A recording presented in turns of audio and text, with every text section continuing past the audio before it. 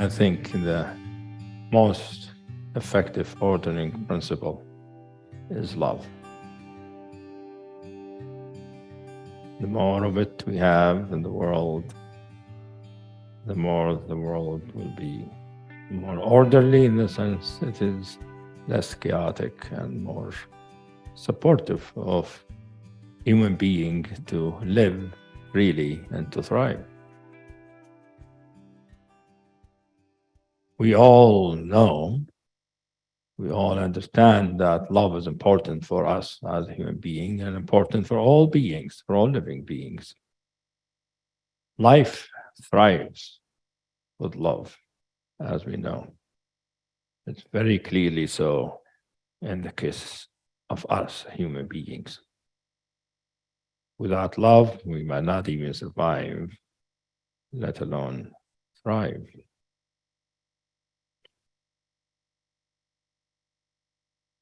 So this book is the second book about love I'm writing. It's a series of 3 books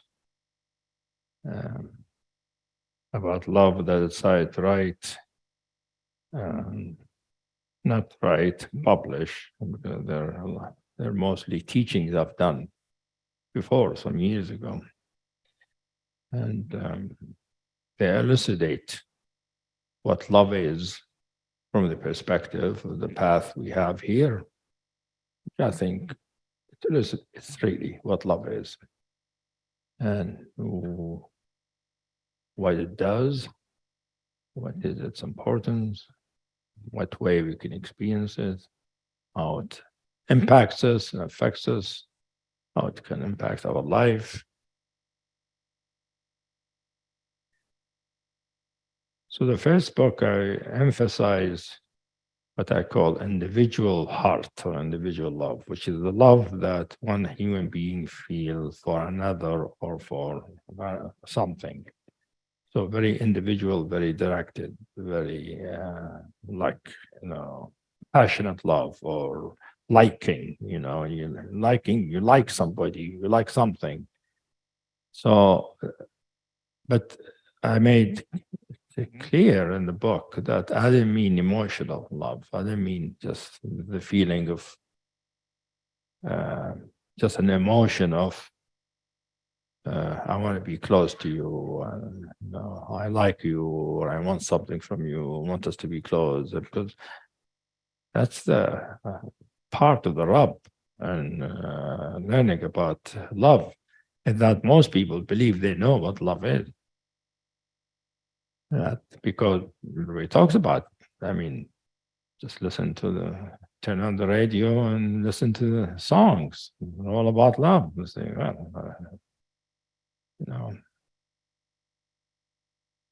about love or missing love or losing love. And so generally, a human being, it's obvious that human beings care about love. They recognize its importance and its significance. Personally and collectively, we all human beings know that. But we also, most of us believe, we really know what's there to know about love. The question is, do I get it? Does somebody love me or not? Do I have somebody to have a loving relationship with? These are more the kind of questions that people ask than the question of what the hell is love? What is love? Oh, love would mean I want to be, it's an appreciation. That is liking. It is really cherishing somebody. It is wanting to share, wanting to connect, wanting to be close. All these are true, but these are not love. These are the way love affects us. These are how we express how love moves us, moves our heart. But love is still something, a force, or something that is not obvious to most human beings. So interesting, the thing that human beings agree on is important for all, not just for human being, for all life. And also the thing that is very much misunderstood, or not misunderstood, not fully understood. I think the emotional love, liking, wanting to share, these are expressions of love. They're not wrong. They're not wrong. They're not off. They're not going the wrong direction.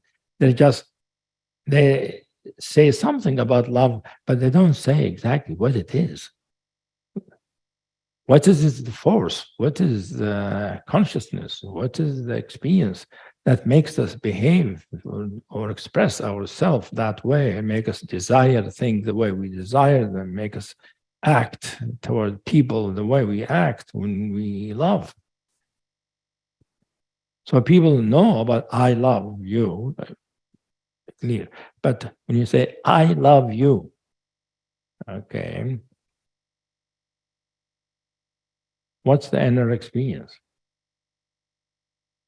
You see, most of us, because it is taken as a subject and an object and a function, we take it as an act, an emotional act, as an emotional expression.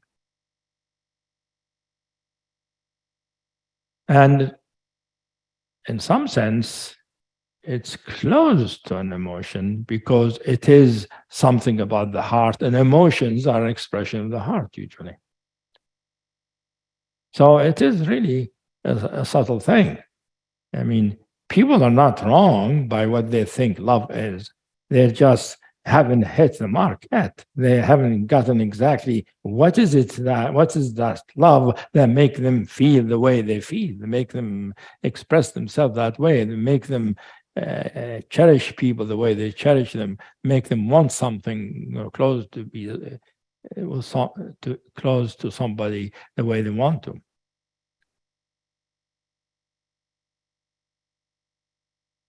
So the whole series about love is trying to discuss those things, but discuss where they come from.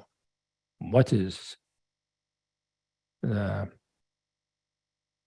truth behind them? What is the truth that moves the heart? So the heart acts in a loving way, so that we behave or live in a loving way. Or when we feel we want to be loved, that is to say, I want to be loved. Some people suffer because they don't feel they're loved, or they don't feel they're loved enough. Or many people feel they had love and they got lost, and they suffer over it. So love was coming from outside, and I lost it. I don't have love in my life. When people say I don't have love in my life, what they mean? They mean they don't have somebody love them, or they don't have a loving relationship. But all of this is the incompleteness in it, is not recognizing that love is something we cannot be without, not fundamentally. That fundamentally, love is part of our nature. That our very nature, our very human nature, and a very deep level, and the depth of the heart, our nature is pure love.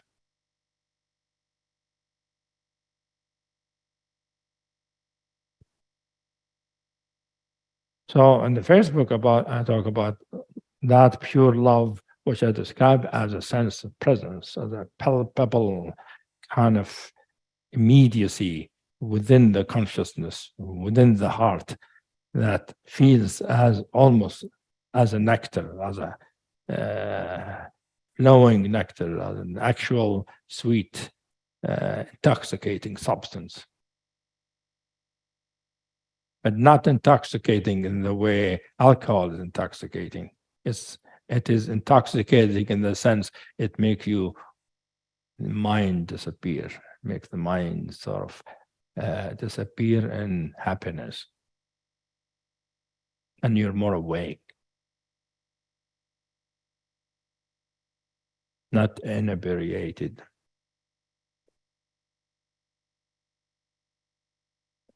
And one reason why I wrote those books is even though there's so much talk about love, even though there's so much literature about love, it's very rare to find a literature or discussion about what is the very essence of love, what is the very presence of love, what is the material of love, what is the force of love, what is the energy of love, what is that, and what's the experience of that. That is very rare to find. Even the great poets talk about the effect of love on them, that they melt and they surrender and they're gone, they lose their ego. But what's making them do that? It is rarely discussed, it's rarely described, rarely elucidated in a way that we get the direct hit. Oh, it is something is not is not an emotion that I express to somebody or somebody express to me. It is a beingness, it is a presence, it's almost a substance, it is a kind of a medium that can fill the heart, fill the consciousness. And when you feel it, you don't know what else to call it but love. Like it calls itself love. Your mind had nothing to do with it. You might have never experienced it before. And when you experience it, you will call it love. All my experiences, all the people I worked with, when they experience love, they say, oh, I feel this, I feel I'm loving, I feel this is love, without me saying anything. They wouldn't call it, its strength or its power. No, then it's difficult to mistake that the word love really fit the actual direct experience of that nectar, that pooling that happens in the heart, could be fluid, could be fluffy, could be softness, could be waves of soft energy.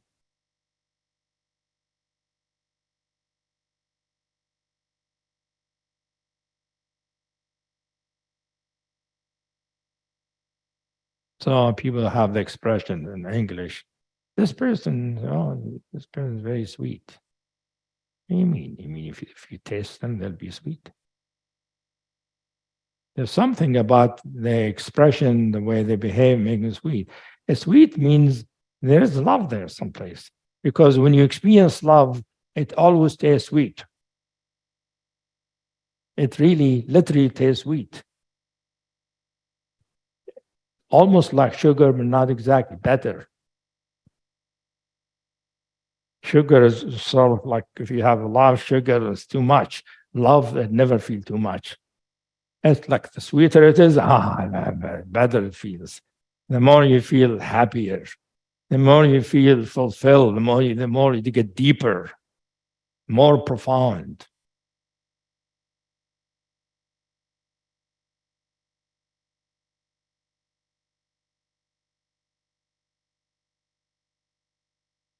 And this book that we're talking about tonight is called it Non-dual Love.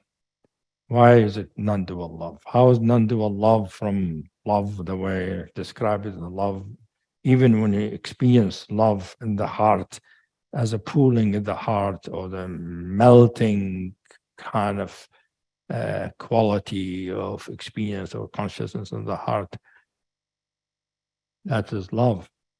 How's that related? How's that different from non-dual love?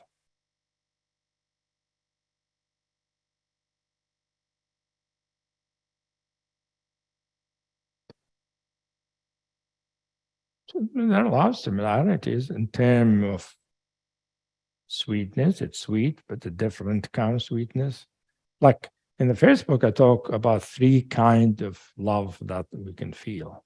And each one of them is sweet in a different way. One of them, for instance, it tastes like tangy, like pomegranate juice. One of them tastes like cotton, like pink cotton candy. One of them tastes almost like honey, but not exactly, more delicate than honey. So the sweetness of love, this other thing that literature doesn't describe, doesn't go in detail. When you literature or songs or whatever it is, they don't say it feels this love is different from this love, and that there are many kinds of love, each one with their different texture, different phenomenology, different feel, different sensation, different taste, different effect on us. So first of all, in the very books establishes that love is not just one thing. They're all sweet, they're all love, but there are many expressions of it, many kinds of it.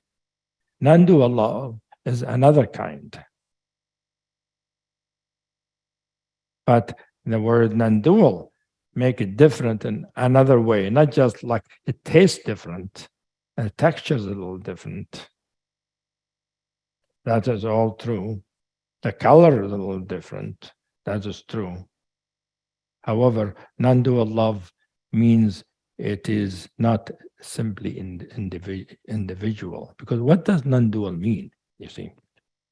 You hear these days in many teaching about non-dual experience or non-dual reality. What is meant by non-dual reality? Non-dual means not two. It means nothing is, there are no two things that are separate from each other. Everything in the whole experience, everything is connected. Not connected in some kind of underlying network, but nothing is separate. Everything is an expression of the same reality, the same fabric, the same field, the same medium, the same substance. So non-duality is a profound teaching in many of the traditions. And many of the traditions take non-duality to be the enlightenment. If you have non-dual experience, that is awakening. If you live in non-dual reality, you are liberated. You're a free person. You're a free human being. Because non-duality is the true nature of reality.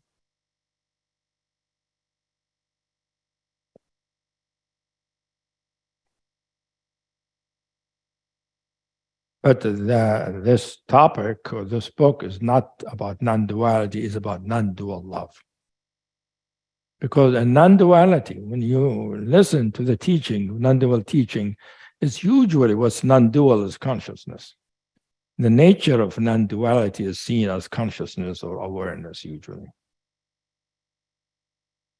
Like consciousness, true consciousness, pure consciousness, or what's called cosmic consciousness, is what unifies everything, that everything is pervaded by consciousness. Everything expresses consciousness. Everything is a wave of the field of consciousness. So the emphasis is more on consciousness and awareness, and sometimes there is a mention of love. It's not emphasized. And this book emphasizes it, that the non-dual field, the non-dual fabric can be love itself. The non-dual fabric, the nature of all of reality, the nature of the whole universe can be sweet, can be sweet goodness, sweetness, delicacy, softness.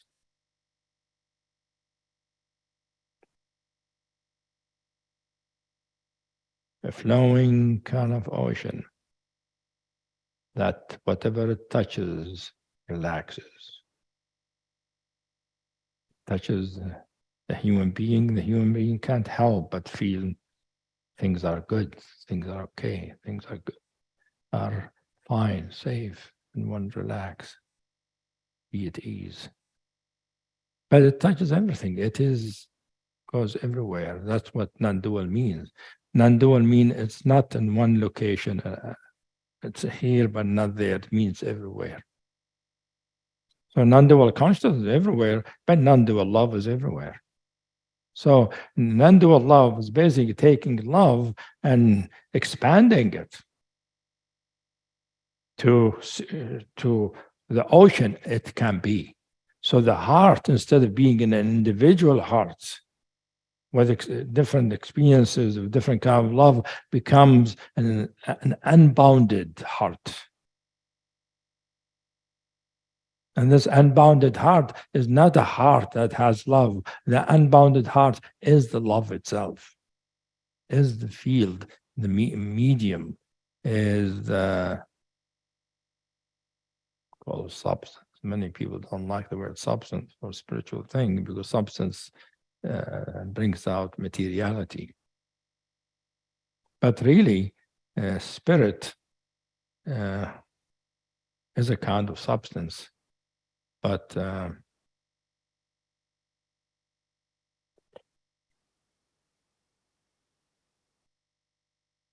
people call it spiritual substance.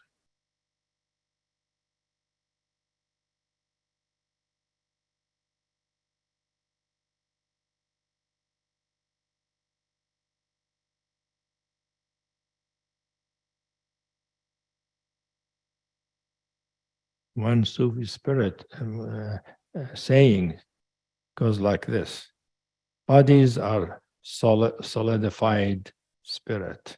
Spirit is liquefied bodies.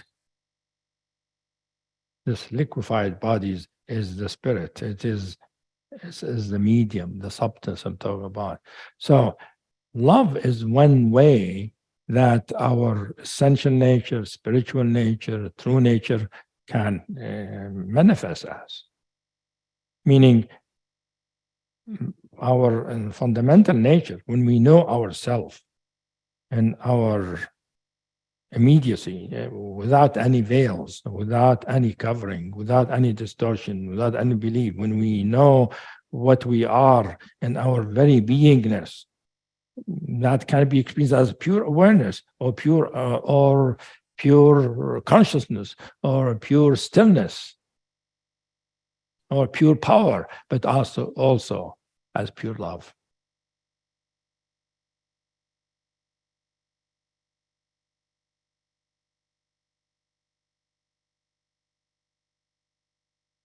And one reason I remember that I decided to publish those books is because I've written about many things, about consciousness, awareness, different qualities of our true nature and beingness.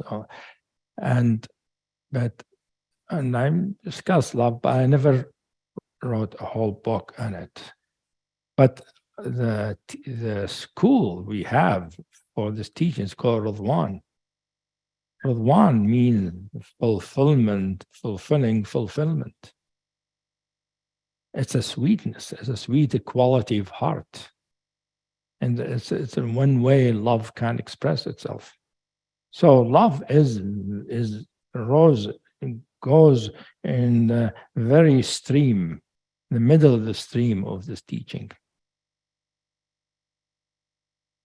So the series of book is illustrating this stream that runs through this teaching and pervades it.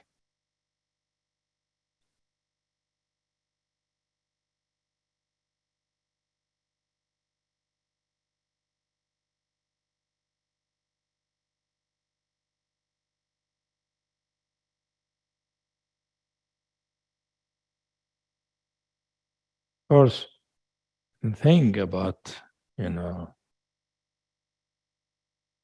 love that's more obvious than it is about conscious awareness. That conscious awareness, many people think they can understand it with their mind. But love is a hard thing. Doesn't matter what your mind understands about it. If your heart doesn't taste it, you don't know it. The heart has to taste it. The heart has to be full of it. The heart has to sense it, because the heart is the organ, the subtle organ. I don't mean physical heart, the one that pumps. I mean the spiritual heart has to be suffused by love, so that the heart feels it, senses it, touches it. And that way, how we know love. So it cannot be known through simply an understanding, regardless how deep the understanding is. It has to be a direct, experiential, heartfelt recognition.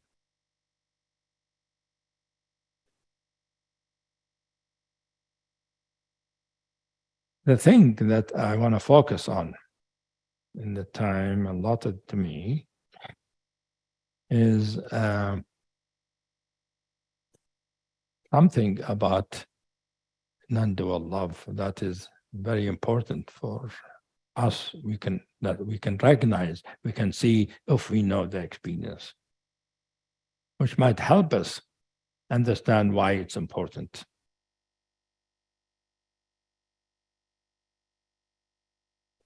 Because non-dual love is the kind of love that when we experience it, when we are able to experience it, which means our heart is wide open, we experience not only here, but over there and over there, and everywhere.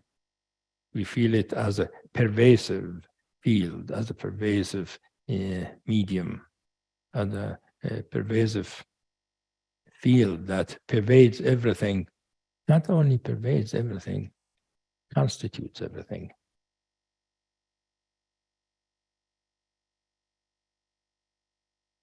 Like we think atoms constitute our body, but really love, the non-dual love, constitutes the atoms, constitute the quarks, constitutes the strings, constitutes the space. It is that fundamental. It's so fundamental, there is no physical instrument yet that can measure it, except the physical heart, except the heart, the human heart, not the physical heart.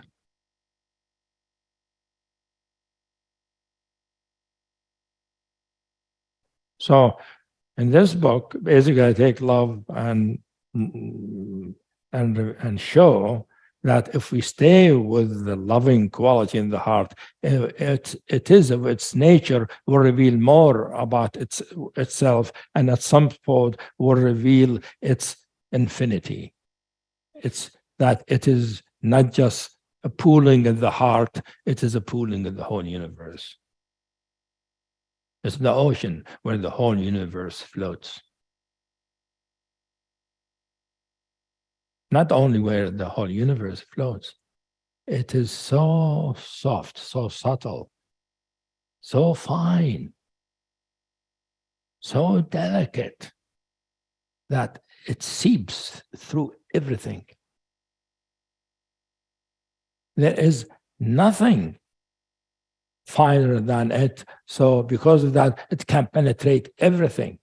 It can penetrate the cells, can penetrate the bones, can penetrate the blood, can penetrate the air, can penetrate the atoms, can penetrate the quarks, can penetrate the electron.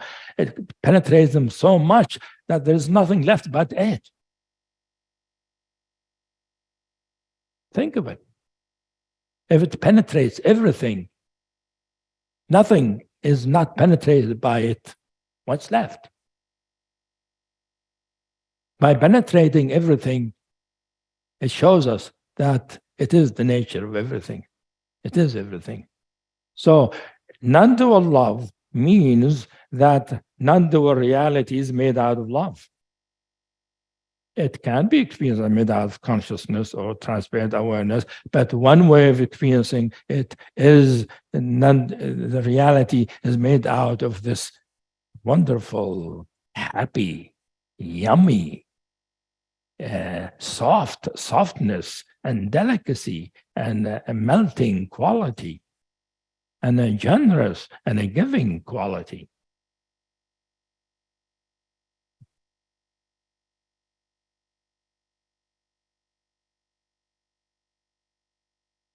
So it is potential for the human being, for the human soul, to awaken, to become a channel to love this way, this much. Just can't become channel to other things like consciousness and power. No, it can become also open, a channel to love in its immensity, in its vastness.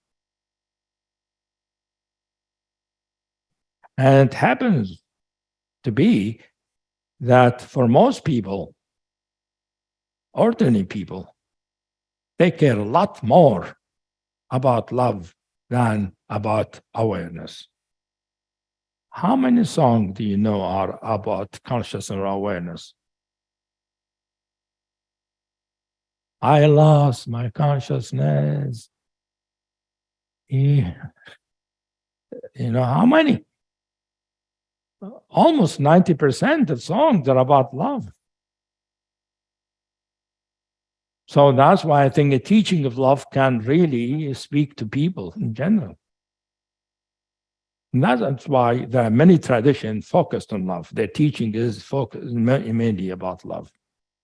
Some teaching emphasize consciousness awareness, which is wonderful, beautiful. And love says, oh, yes, good for you, you know. But love can also be a liberating force.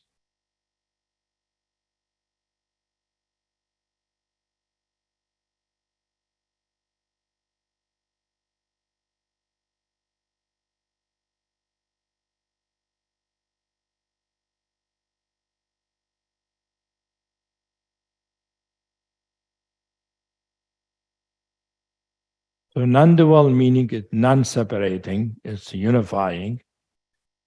It shows the underlying unity in the whole of reality, which is, of course, for the average individual, difficult to understand or accept. When you talk about everything is one thing.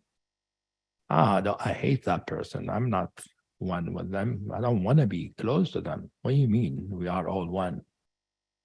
Most people, oneness of reality is not for them. It's actually seen as an illusion, a delusion. Most scientists say, what are you talking about? There's anything that unifies thing is the unified field theory that we haven't found. They never find it.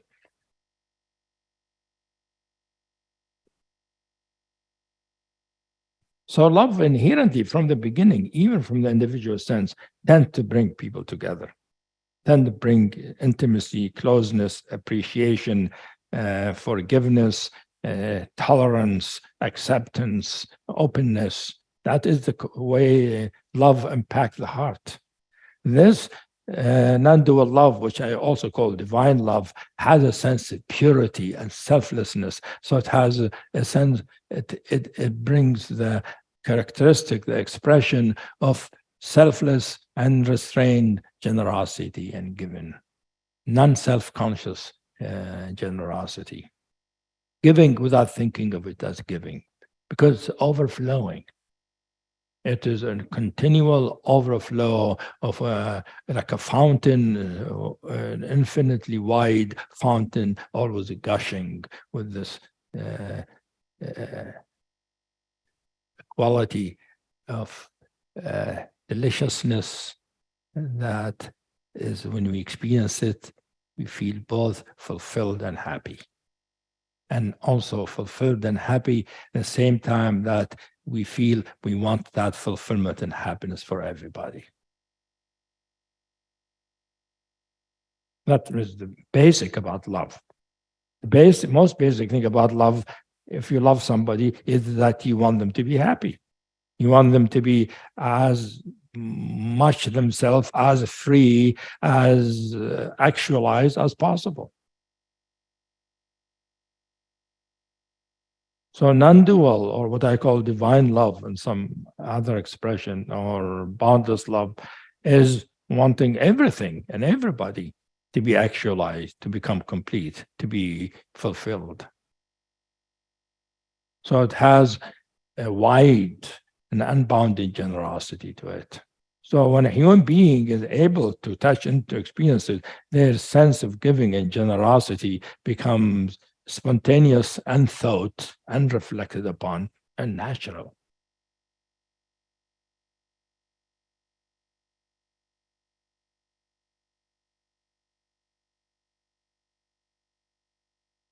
Amazing. And I say that, and I remember how much we need that in the world these days, how much it's missing. It's there in some places, but most places, there's no sense of it. It makes me sad, actually, to see that. Sadness arises.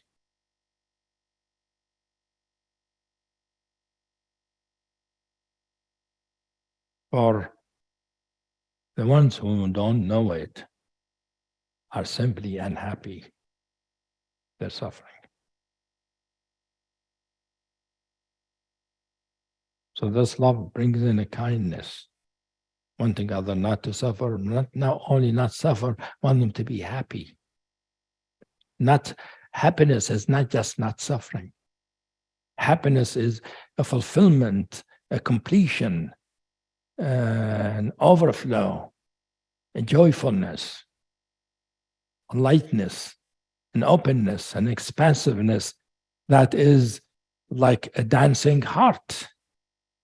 A heart that is dancing because it is free, it is truthful, and it is genuine, and it is also inherently feels good. You know how many spiritual teachings talk about consciousness and awareness has a blissful quality. Bliss is part of spirit. But the bliss is most obvious in love, because love inherently feels good. And not only it feels good, it is goodness itself. Where did the word goodness come from? Why did Plato call his major Platonic idea the good? Why didn't he call it consciousness? He called it the good. Because very deep in reality, not just in humanity, in reality, because it is very deep in the very spiritual nature that it is a goodness. It is a goodness, meaning it is a goodness in the sense there's nothing in it that is negative, nothing in it that is destructive, nothing in it that is disrespectful. It's inherently feels good and wants the good for everybody else. Not just want them to feel good, want them to thrive, want them to grow, want them to expand, want them to be free. So the goodness means it's an optimizing force. Optimizing, maximizing, enhancing to the aliveness and the life and the experience of the human beings and all beings.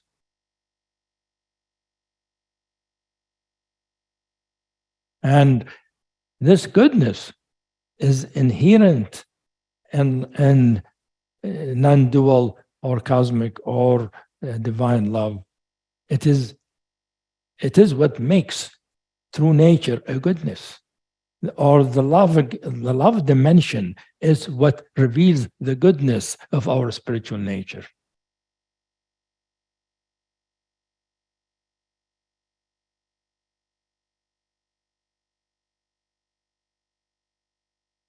But people wonder these days when you say, well, goodness is inherent to the fundamental spiritual nature, which is the nature of everything.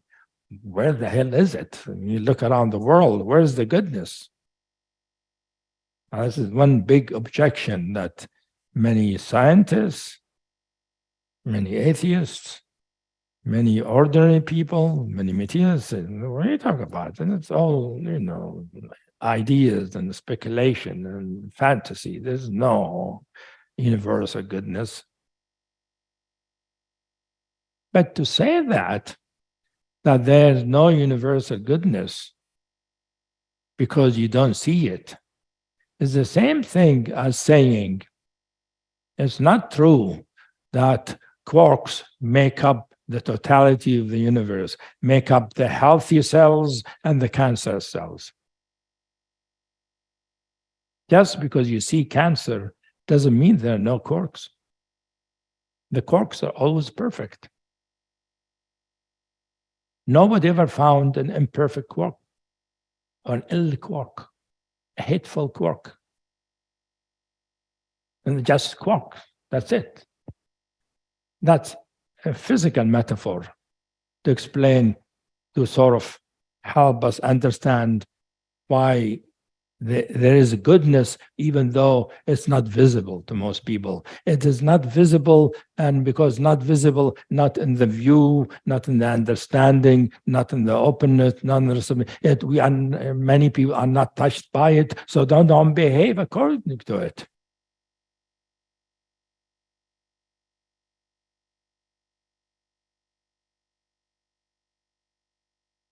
And when we really awaken up to our true nature, to our spiritual nature, to our fundamental nature,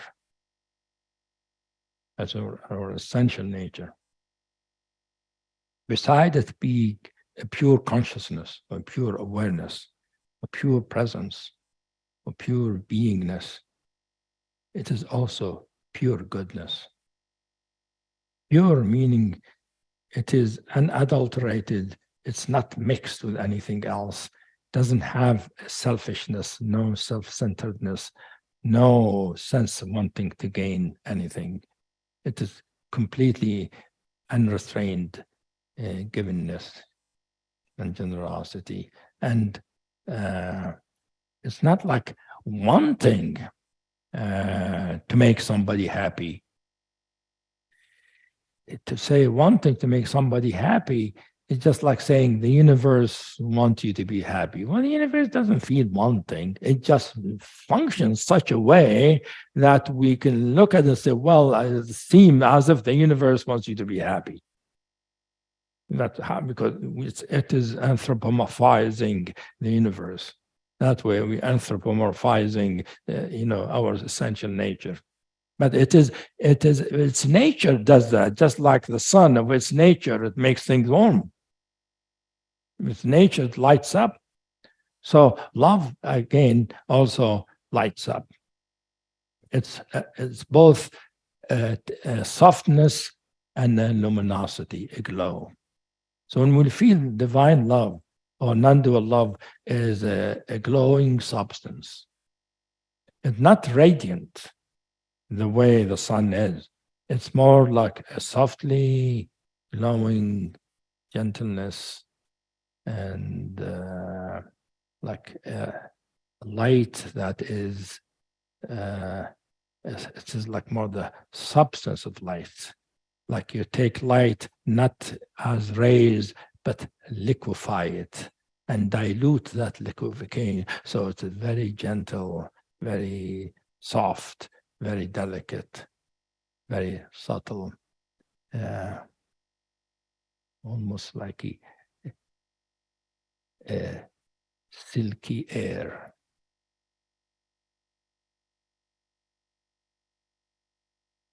That is the more phenomenological feeling of it, when you feel the non-dual love.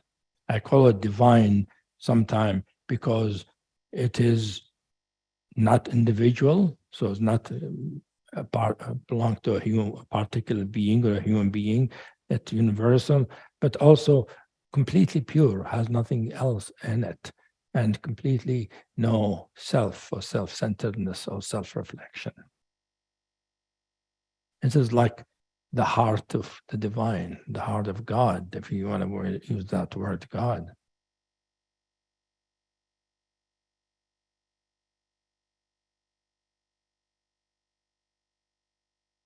So the other qualities of love the merging, the melting kind of love, the appreciative, the liking kind of love, the zesty, passionate kind of love, the fulfilling kind of love.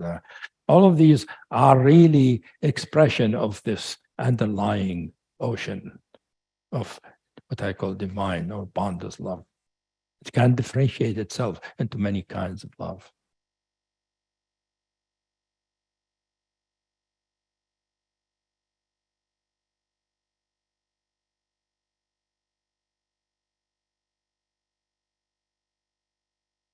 I mean, one thing, that non-dual love bring to non-duality, which non-dual teaching tend not to pay attention to, is that non-dual teaching, many of them think individual beings are an illusion. There's only the ground, only the ocean, and everything else appear as individuals because there's no separation. It's all one fabric. It's only one being, really. One reality. So there are no separate souls, separate individuals, separate beings. The separateness or the individuality is seen as an illusion. However, love can correct that view and shows that, well, if there are no being, why is there love anyway? What's it for? Why does true nature need love? It is itself pure awareness. It's pure awareness, contented, pure awareness. Love is needed by individuals. Haven't you noticed? We said beings, life, human beings thrive, need love. It's individuals who need love. God doesn't need it. God gives it. So that already shows that what I'm trying to say, the fact that true nature has love in it, love is a big, important dimension, non-dual, shows that it is inherent in the very true nature itself, regardless how mysterious, how subtle, how profound, how vast, how non-dual it is for individuals. Individuals become liberated. Individuals experience non-duality. I mean, some guru sitting saying, I'm having non-dual realization, and the other person said, well, I mean, the way you're talking is because you're deluded. You think you're an individual, you see, but you're really, there's only one thing, which is consciousness. That is true, but it is this guru who's talking is experiencing that, not everybody. And there are others, obviously, who don't feel it, don't experience it. So the way I look at it, it's in the nature of the way, is in the very design of the nature of reality, that it is for the liberation and the optimization of individuals, individual life, or individual life forms. Because they're the one who can experience it. They're the one who can be optimized. They're the one who can benefit. They're the one who can thrive. They're the one who can experience it anyway. Who else is going to experience non-duality? And non-duals, they say, well, it's consciousness experiencing it. Yes, it's conscious, but it needs an individual. Consciousness can't do it by itself.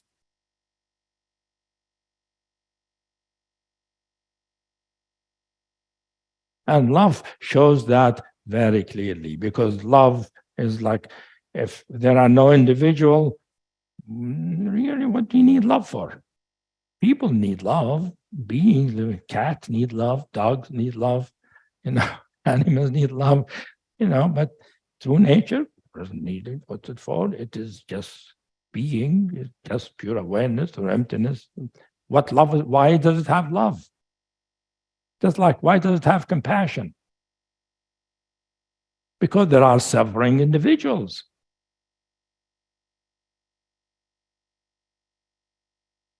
So it is inherent in non-dual love that the individual is real and the individual is significant expression of reality.